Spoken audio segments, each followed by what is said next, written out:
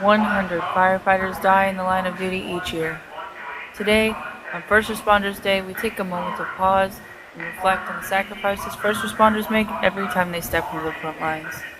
In the Navy, every sailor is a firefighter and first responder. This past weekend, sailors aboard USS Gerald R, USS John C. Stennis, and Naval Station Norfolk federal firefighting agents participate in the Navy's first ever cross-platform training evolution. Take a look. I'm Chief Warrant Officer Andrew Woods, and I am the Fire Marshal for USS John C. Stennis.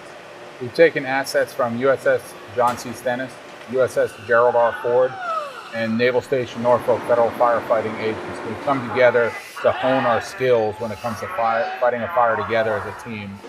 We've taken assets from USS Gerald Ford, and we've had them come over and relieve our host team, which was the first time the ship's ever done anything like that. We've started drilling and practicing to have other ships come aboard and practice firefighting to relieve our host team and integrate with us, as well as have Naval Station Norfolk federal firefighting agents come to the pier, set up, and assist if need be.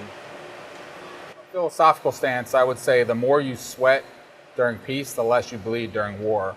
In a more practical stance, sailors on board the USS Ford class aircraft carrier aren't used to fighting fires on board a USS Nimitz class aircraft carrier, and vice versa. So sailors from the USS John C. Stennis wouldn't be familiar with fighting a fire on, let's say, a DDG or LHD, and eventually that's in the pipes. We're going to start cross-decking that, so multiple sailors are aware of different platforms when it comes to firefighting. The team's initially dressed out in all their fire protective overgarments and ensembles, and they activate their self-contained breathing apparatus and enter the space. At that point, they find the seat of the fire and they begin to combat fire at the seat, pushing the fire back and getting that fire under control. Depending on the type of materials that are burning, it could take longer or it could be shorter to put that fire out. This is hugely significant for us. This is the first time the Navy has started cross-training like this, and as a whole, it makes our Navy more proficient when it comes to firefighting. It makes the sailors on board more proficient on other classes of ship and other layouts of ships, and it makes us better trained as a whole. Our fellow countrymen depend on us to be better trained than our adversaries.